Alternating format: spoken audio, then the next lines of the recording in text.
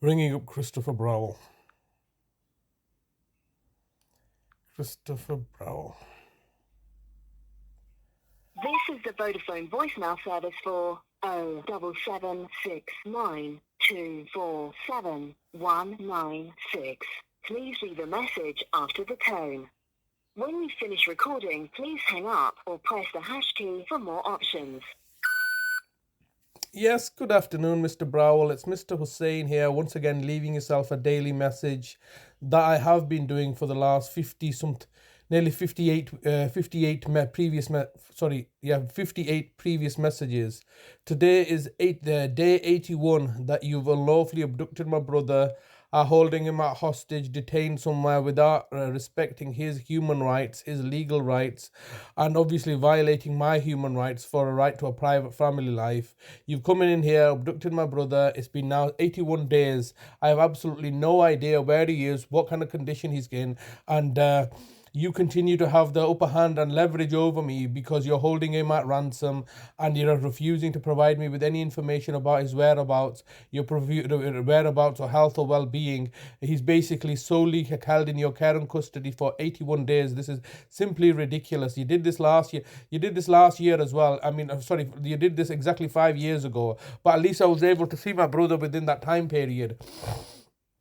Now all of a sudden you're refusing us any kind of whereabouts of my brother. You simply cannot do this. I keep on saying this, that you cannot take somebody from their home and basically take possession of them and change their home address, change their correspondent address, change their medication, register him with a GP of your choice, give him medication of your choice without his ability to refuse, without any independent oversight, without any kind of legal framework. And I'm getting exasperated every day, leaving yourself a message only for you to simply ignore me. I leave these messages every single day because it's costing you £1 million a day now, and obviously you have an opportunity to engage with me at any time to simply let me know what's been happening. On reflection, it seems that you have been targeting my brother and myself for a number of years previously, hence why you would refuse to disengage from providing from the city mental health team. It took a great deal of effort on my part, or coincidental lucky circumstances, that we ended up in Oldham,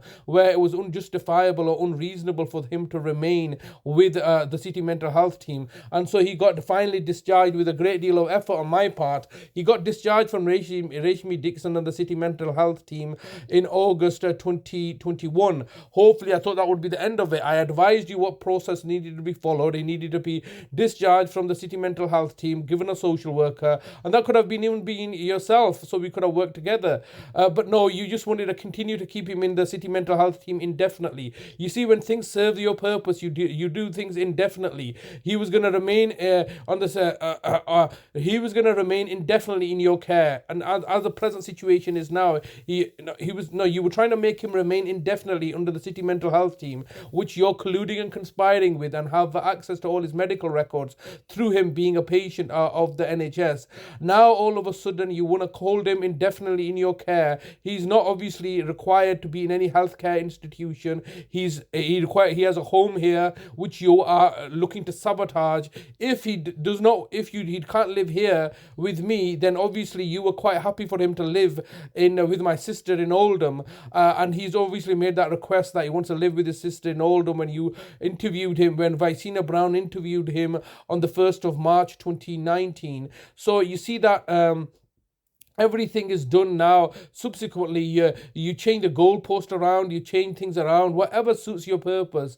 And because there is no basic principle that you're working under, there is no legal framework you're working under, everything's just up in the air, and you can move it around, change it one way, change it another way. And these are the kind of like pathetic kind of tactics that you're playing with my brother's mental health.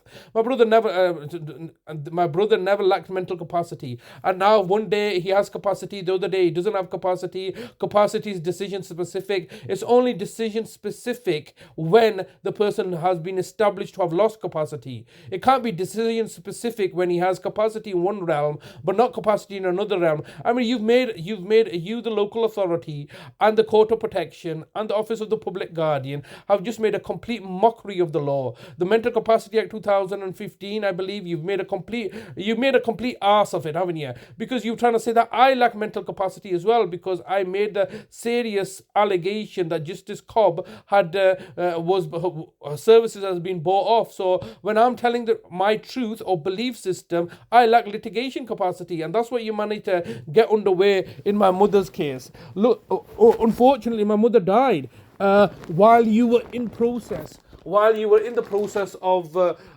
establishing that, or should I say more accurately, my mother was murdered by you, the council, after you had kicked us out of the city and would not let us see our mother. And this is just a repeat of what you've done in the past.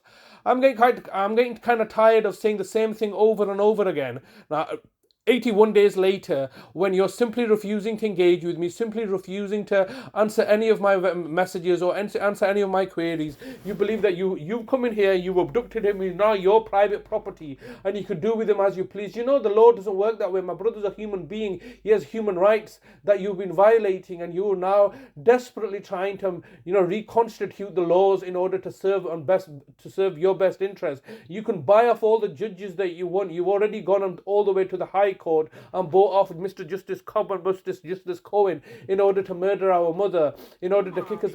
15 seconds recording time remaining. In order to murder our mother, in order to kick us out of the city. Where was your concern then? Where was your concern then when we moved to Oldham? You kept all the money. You kept all this benefit money. This is not acceptable, Mr. Browell. I urge you, the council, once again to engage with me to let me know where my brother is. All right, you cannot deny us access. Your recording time has expired.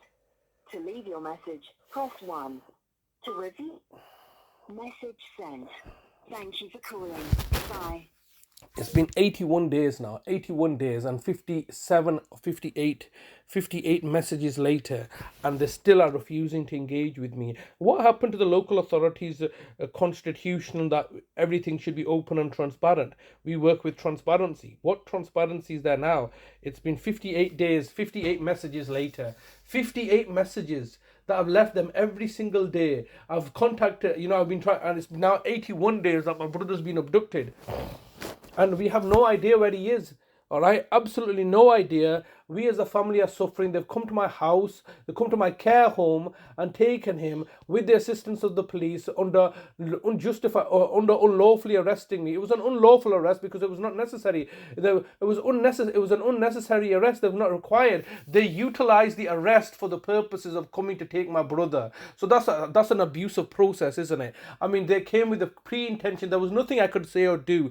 They were going to arrest me before they came down with the clear intention, knowing the fact that they were just making one excuse after the next. Oh, you're not giving your brother medication. Oh no, he's in dirty clothes. Oh no, we want to come inside and check the house out. We were in the garden, they abducted my brother, and now they can't give us a clear enough answer because they made a big boob job of things, haven't they? They were like, they just don't listen. They get reprimanded, they get caught out, they just say, okay, so they don't even say sorry. They just say, all right, lessons have been learned, and then they just continue to do the same thing. How many times have they arrested me now? All right, they keep on arresting me from my home. I'm not even going out anywhere. I'm just staying at home, and they keep on terrorizing me in my own home, coming to arrest me whenever they want. And now the situation is one where, I'm ringing them up every single day. What's wrong with them? How will that endanger anything? Oh, no, we're the local authority, we're the government, we are powerful, you must respect us, we are the authority. You're doing what? You're being a bunch of idiots. You've just come and kidnapped my brother like you did last time.